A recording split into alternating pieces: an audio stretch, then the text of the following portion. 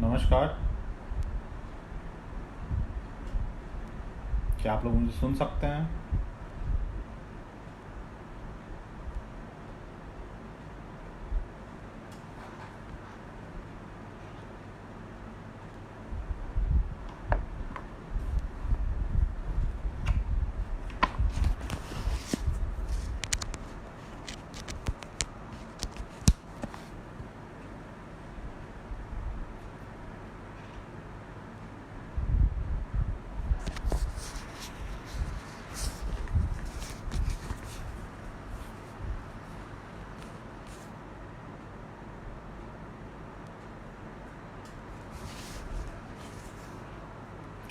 नमस्कार। Good good afternoon. Okay, so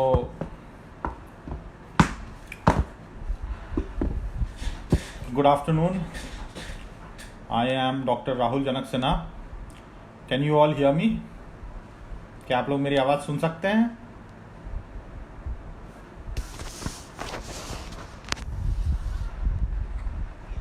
good afternoon. तो सबसे पहले तो मैं डॉक्टर राहुल जनक सिन्हा बोल रहा हूँ और मैं किंग जॉर्ज मेडिकल यूनिवर्सिटी में प्रोफेसर हूँ डिपार्टमेंट ऑफ यूरोलॉजी में।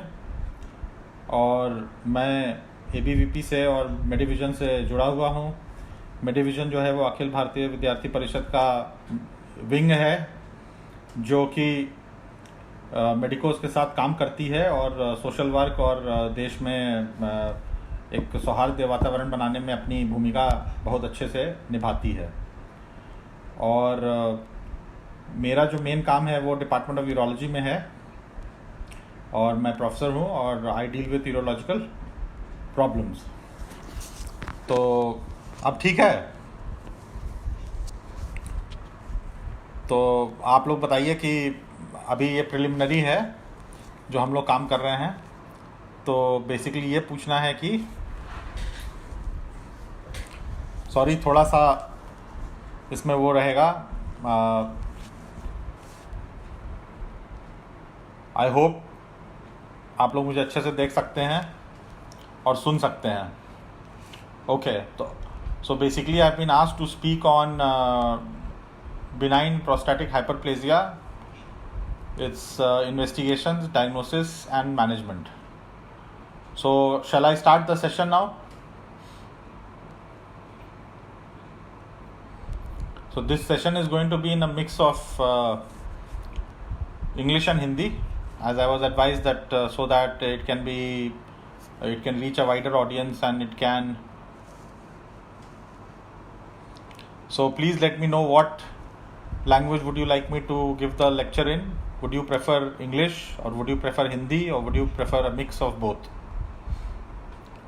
So accordingly I will give the lecture. So basically we are going to talk about benign prostatic hyperplasia. Benign prostatic hyperplasia is a histopathological diagnosis. It is a condition. Prostate is an organ which is found in males only. It is an accessory reproductive gland.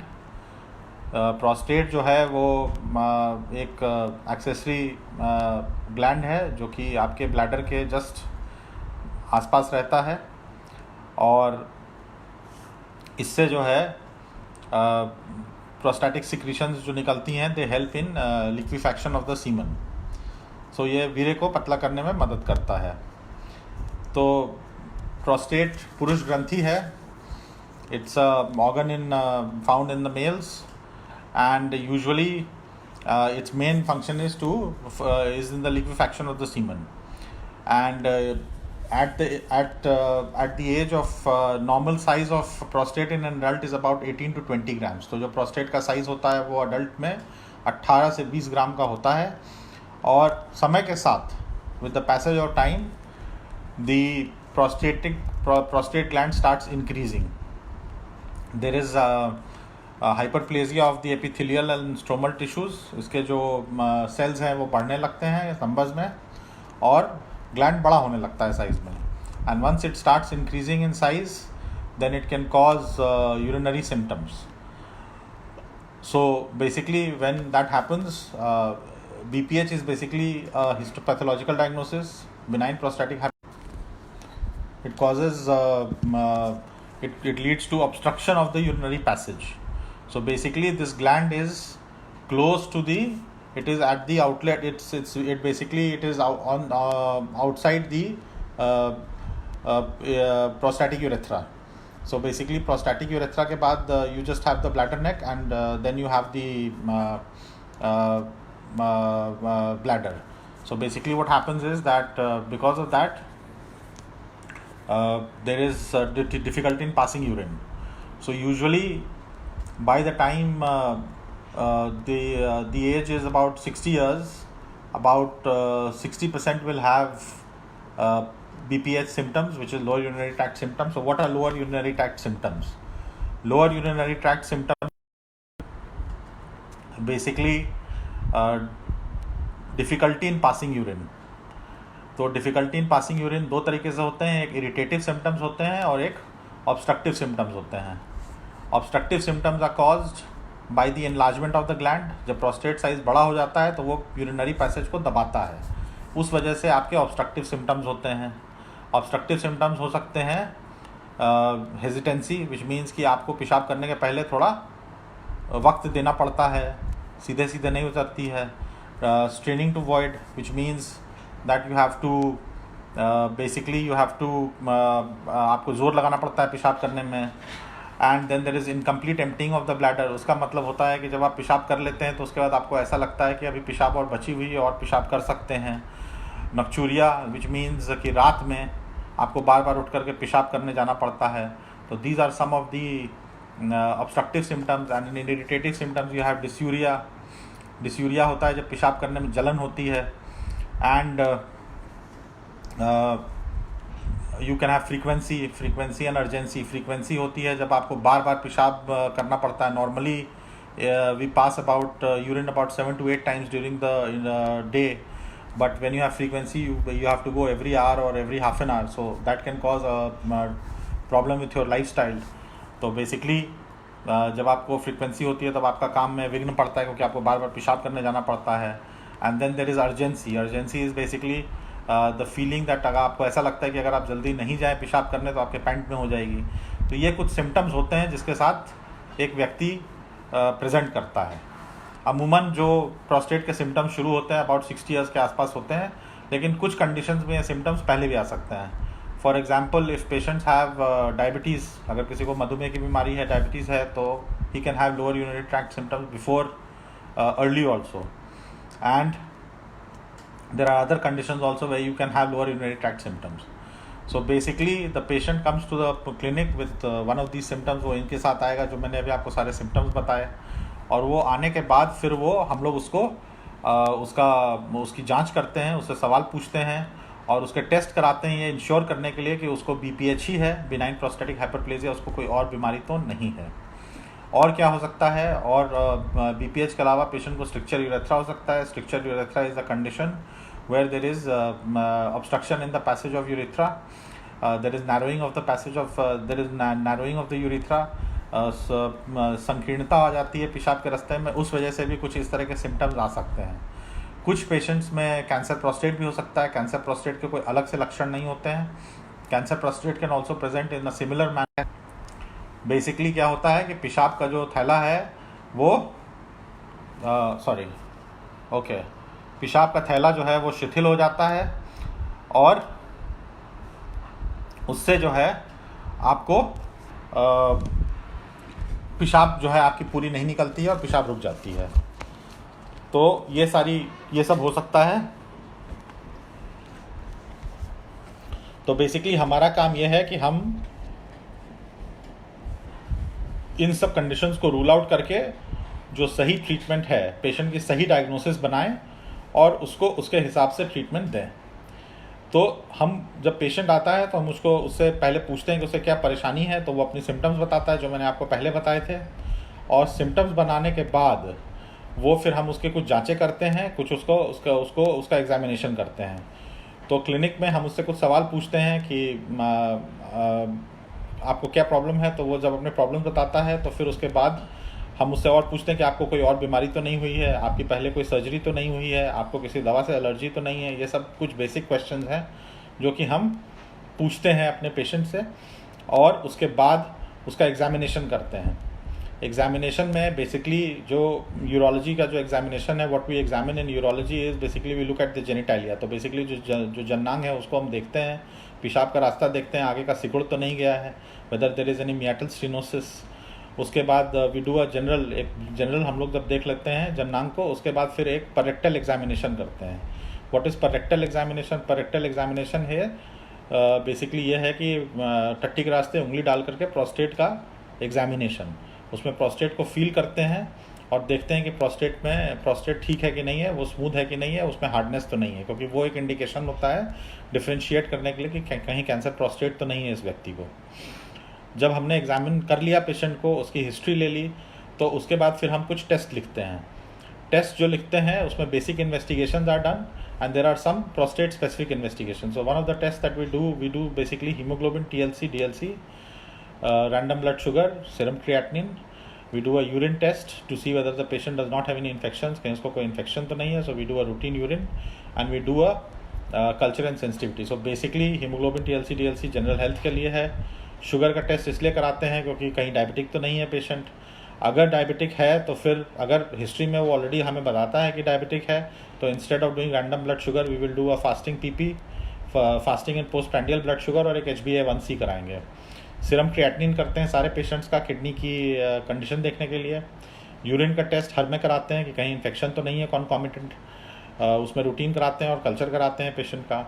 उसके बाद जो prostate और जो lower urinary tract symptom specific है, उसके लिए हम लोग एक यूरोफ्लोमेट्री करते हैं। Uroflow with post void residual urine उसको कहते हैं। तो उसमें कुछ करना नहीं होता है पेशेंट को। Basically patient has to drink about 1.5 to 2 litres of water. उसको 1.5 से 2 लीटर पानी पीना होता है 1-1.5 घंटे के अंतराल पे।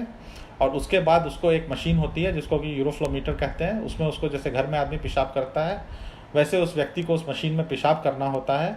और उसके तुरंत बाद हम एक अल्ट्रासाउंड करा के देखते हैं कि उसकी पेशाब पूरी तरीके से निकल गई या कुछ बची हुई है।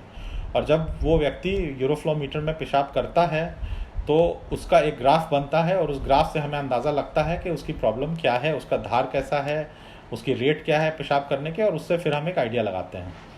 उसके अलावा यूरोफ्लोमीटर हो गया, एक अल्ट्रासाउंड बेसिक, अगर उसका अल्ट्रासाउंड नहीं हुआ है तो हम एक अल्ट्रासाउंड कराते हैं। कुछ लोग सिर्फ किडनी यूरेटर ब्लैडर का अल्ट्रासाउंड करते हैं और कुछ लोग होल अब्डोमेन करते हैं। अगर मेरे पास पेशेंट पहली बार आया है तो I prefer to get an whole abdomen ultrasound, whole abdomen, जिसमें कि ये भी कवर हो जाता है and we get a look at other organs as well. Apart from that we get a serum PSA। Serum PSA is prostate specific antigen, और prostate specific antigen से एक आइडिया लगता है कि पेशेंट को कहीं कैंसर प्रोस्टेट के लक्षण तो नहीं है। इट्स एन इनडायरेक्ट टेस्ट, ये बहुत स्पेसिफिक टेस्ट नहीं है, लेकिन तब भी इससे काफ़ी कुछ हम जान सकते हैं। इसके अलावा अगर पेशेंट काफ़ी पढ़ा लिखा है तो एक IPSS होता है, इंटरनेशनल प्रोस्टेट सिम्टम स्कोर, वो भी आप पेशेंट को दे सकते हैं। उसमें कुछ क्वेश्चनर्स होते हैं, वो पेशेंट भरता है और उसके बाद उसकी स्कोरिंग होती है, और उस स्कोरिंग के हिसाब से हम उसे बता सकते हैं कि उसके सिम्टम्स माइल्ड हैं कि मॉडरेट हैं कि सिवियर हैं, and accordingly we can decide कि क्या वो कंजर्वेटिवली मैनेज होगा, मेडिसिन होगा, या फिर वो सर्जरी उसकी होगी। So these are some of the things that we can do in the clinic. So just to summarize in English, usually the patients are about the age of 60 years.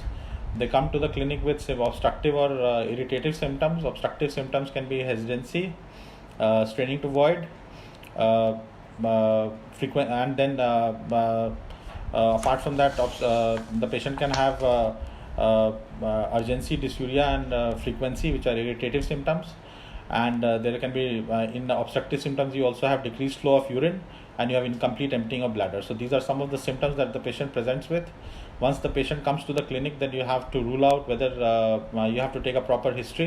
In proper history you have to ask for the symptoms, and you have to also ask for whether whether he's undergone any surgery, whether there is any trauma, whether there is any medical history, and whether he has any chronic disease like diabetes, hypertension.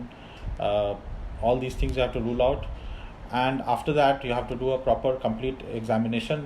Usually the examination in urology only concerns with the genitalia and the parrectal, and after that you do the investigations I have said, which is hemoglobin TLC, DLC, random blood sugar, serum creatinine, urine routine and microscopic, culture and sensitivity, serum PSA, uroflow with post-void residual urine, and ultrasound of the kidney, ureter, bladder or whole abdomen depending on the situation. Apart from that, you can give a questionnaire to fill, which is known as the IPSS or AUA symptoms code, and once the patient fills that, then this is the preliminary investigation of the patient. जब investigation की report आती है ultrasound पे, अगर लगता है कि prostate size बहुत बड़ा है, once we get the report then we see the flow, कि फ्लो कैसा है पेशेंट का. यूजुअली फ्लो जो है it should be more than 15 ml per second, and for good uroflowmetry the patient should have passed more than 150 milliliter of urine, and the patient should have passed urine in less than 15 seconds. तो ये एक general एक है. तो और यूरोफ्लो का curve देखते हैं कि कहीं उसको कहीं स्ट्रक्चर तो नहीं है, so we rule out other things. Apart from that we also see the results of the PSA which give us normal PSA should be less than 4 nanogram per ml. अगर इससे ज़्यादा है तो we have to correlate, and if necessary we have to proceed on the lines, we have to rule out cancer prostate. तो ये सब करने के बाद अगर हम पेशेंट्स को ट्रीटमेंट करते हैं तो डायग्नोसिस हो गई, इनिशियल इन्वेस्टिगेशंस हो गए, डायग्नोसिस बन गई, और अब बात आती है ट्रीटमेंट की.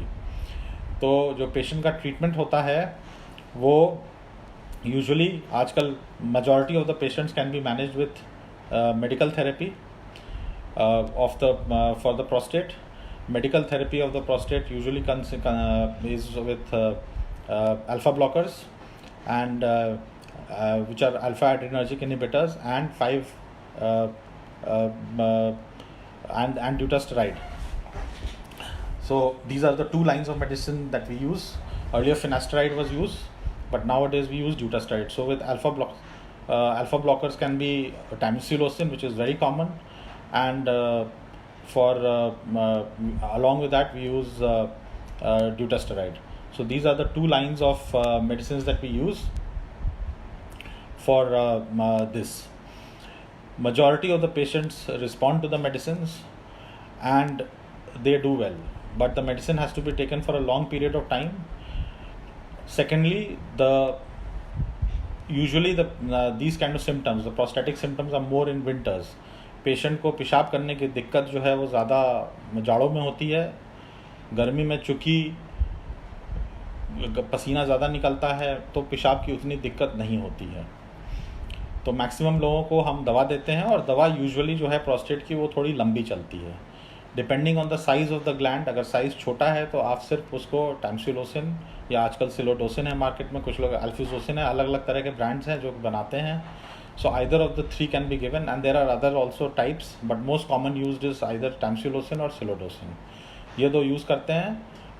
What I prefer to use in my practice is usually tamsulosin 0.4 milligrams once a day. उससे काफ़ी हद तक काफ़ी लोगों का मैनेज हो जाता है.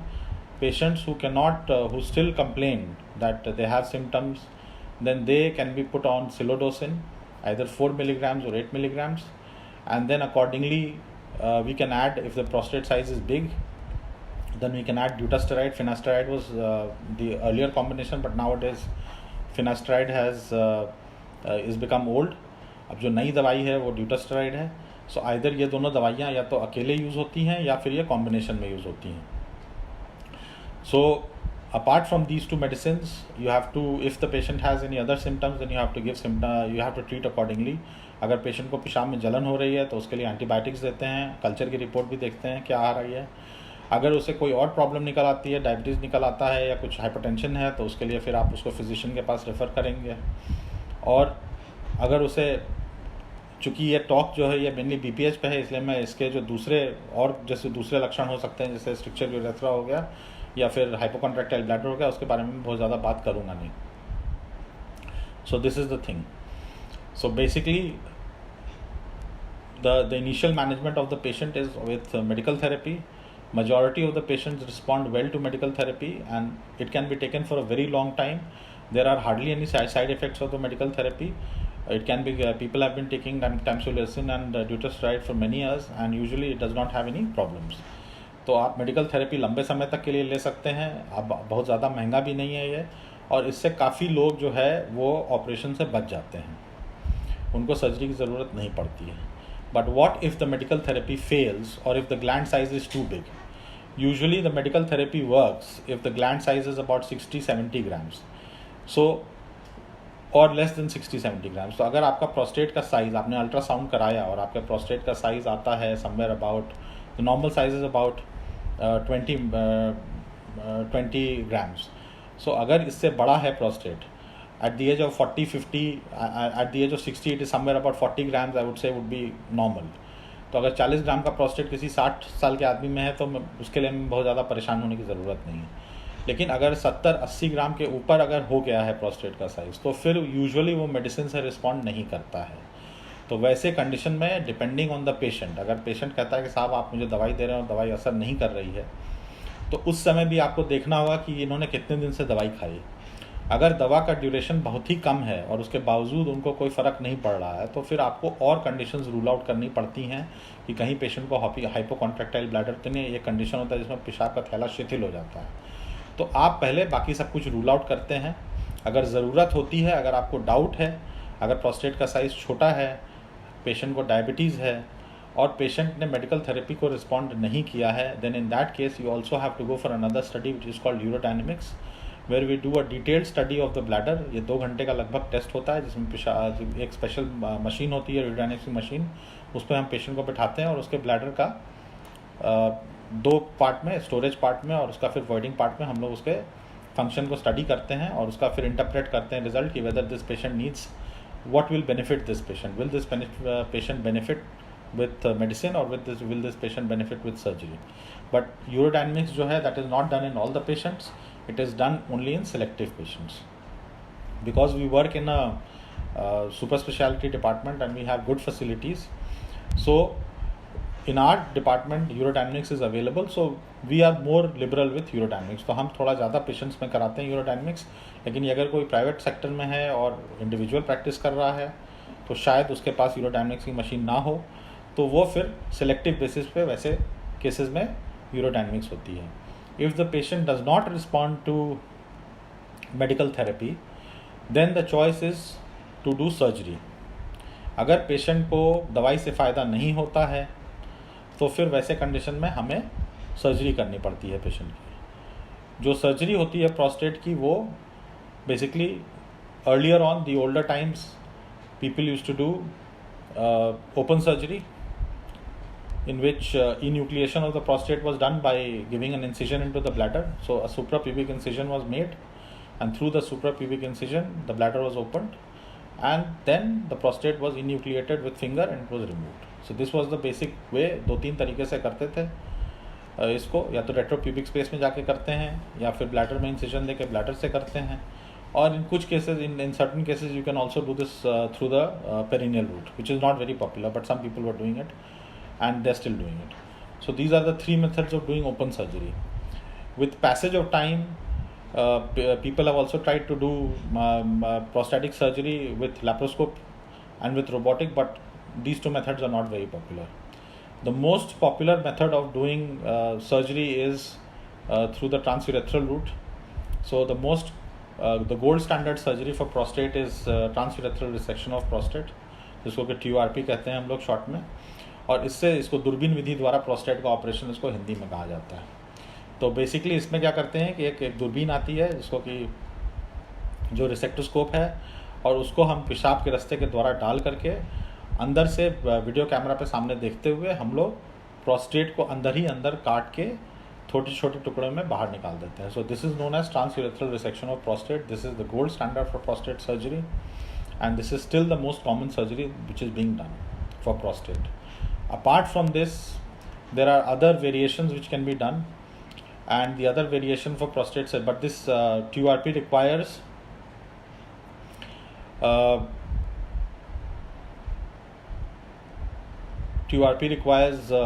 spinal anesthesia and the patient has to have fitness. तो सर्जरी अगर किसी की ज़रूरी है कि आपको सर्जरी करानी है तो उसके पहले कुछ प्रोसीजर्स होते हैं, आपकी फ़िटनेस होती है और आपको आपकी हार्ट की कंडीशन, आपके सांस, आपके लंग्स की कंडीशन, आप सांस लेने में कोई दिक्कत तो है कि नहीं है, और भी सारे मेडिकल इश्यूज आपके रूल आउट करने पड़ते हैं। और अगर आप फिट होते हैं तभी आप सर्जरी होते हैं आपकी होती है। और ये सर्जरी जो है यूजुअली स्पाइनल एनेस्थीसिया में की जाती है। इसमें पीठ में एक सुई लगाई जाती है जिसके द्वारा आपके दोनों पैर और उसके नीचे का कमर का और उसके नीचे का हिस्सा बिल्कुल सुन्न हो जाता है। और उसके बाद फिर दूरबीन विधि द्वारा, जैसा कि मैंने अभी थोड़े 10 मिनट पहले बताया आपको, 5 मिनट पहले, एक दूरबीन डाल करके प्रोस्टेट की सर्जरी करते हैं जिससे कि प्रोस्टेट आपका निकाल दिया जाता है और फिर पेशाब का रास्ता चौड़ा हो जाता है और फिर पेशाब करने में कोई दिक्कत नहीं होती है। TURP के बाद कैथेटर डाला जाता है 48 घंटे के लिए, कुछ लोग लंबा भी रखते हैं। और फिर कैथेटर निकाल के पेशेंट को ये बताया जाता है कि आप कुछ दिन घर पे आराम करिए, क्योंकि अंदर, बाहर भले ना दिखे लेकिन अंदर घाव ज़रूर होता है। So patient has to post TURP, the patient is usually kept in the ward for 24 to 48 hours, and then after 24 to 48 hours the decision to remove the catheter can be taken after seeing all the parameters. And some people keep the catheter for a little longer period and then they remove the catheter. Patient is supposed to be at home for at least 1 week. Patient should rest for at least 1 to 2 weeks before resuming normal work. Apart from TURP, the latest way of doing surgery is through with laser. Laser enucleation of prostate करते हैं या laser vaporisation of prostate करते हैं। जब 2 common methods are, either you vaporise the prostate, उसमें आप एक laser से, लेज़र आता है KTP लेज़र जिसको कहते हैं हम लोग, KTP laser is usually use to vaporise the prostate. तो उसमें क्या करते हैं कि दूरबीन डाल करके और लेज़र के फाइबर से आप प्रोस्टेट को बिल्कुल जला देते हैं। और वो फिर उसके बाद एक, जैसे नॉर्मल केस में प्रोस्टेट ग्लैंड छोटा हो जाता है और उसके बाद फिर आप कैथेटर डाल देते हैं। दूसरा तरीका ये होता है, लेज़र से ही आप, जैसे उंगली से पुराने ज़माने में लोग प्रोस्टेट को इन्यूक्लिएट करते थे, उसको छुड़ाते थे और उसको बाहर निकालते थे। अब उसी जगह आप लेज़र से वही काम कर सकते हैं। You can enucleate the prostate with laser and then after that there is another machine which is called morcellator. उससे आप प्रोस्टेट के छोटे छोटे टुकड़े करके उसको आप निकाल लेते हैं। So these are the 2 standard methods. One is TURP, the other is laser enucleation or laser vaporization of the prostate. Apart from that, other methods have also come in. There is aquablation, which is not very popular in the country. There is resume surgery, in which heated saline is injected inside the prostate. But the advantage of this method is that it can be done under local anesthesia. So these are some of the other alternative methods which can be used to treat the prostate. But the most common treatment for prostate, for benign prostatic hyperplasia and for lower urinary tract symptoms due to benign prostatic hyperplasia is either medication, which I have already mentioned, or इसके अलावा, if that is not possible, then you have to do surgery. And surgery, I have already said that the most common surgery is endoscopic surgery, which is called transurethral dissection of prostate, TURP in short, or we can do the same through laser, using the laser fibers, either as vaporization, which is KTP laser, or enucleation, which is using holmium laser, and the latest thulium fiber laser. So these are some of the methods of doing surgery. Post surgery, we call the patient back. तो operation के 1-2 हफ्ते के बाद हम patient को वापस बुलाते हैं और उसको थोड़ा फॉलोअप में रखते हैं, देखते हैं कि उसके पेशाब की धार कैसी है, उससे बात करते हैं, उससे पूछते हैं कि क्या सर्जरी करने से आपको कुछ फ़ायदा हो रहा है, नहीं हुआ, और अकॉर्डिंगली फिर हम डिसाइड करते हैं कि और फर्दर क्या करना है। कायदे से जो प्रोस्टेट का पेशेंट है, जिसकी सर्जरी हुई हो या जिसकी नहीं सर्जरी हुई हो, जो दवाई ले रहा हो, उसको साल में एक बार अपना पूरा चेकअप करा लेना चाहिए।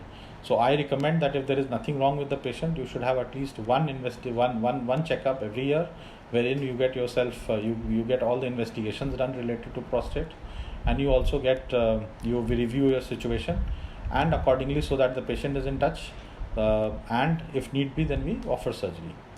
So basically, BPH, this is in short about BPH and its investigations, its diagnosis, and its treatment. So I hope that you all found it informative, and in case you want me to elaborate on any of the points, please do let me know. I'll be more than happy to do so. There is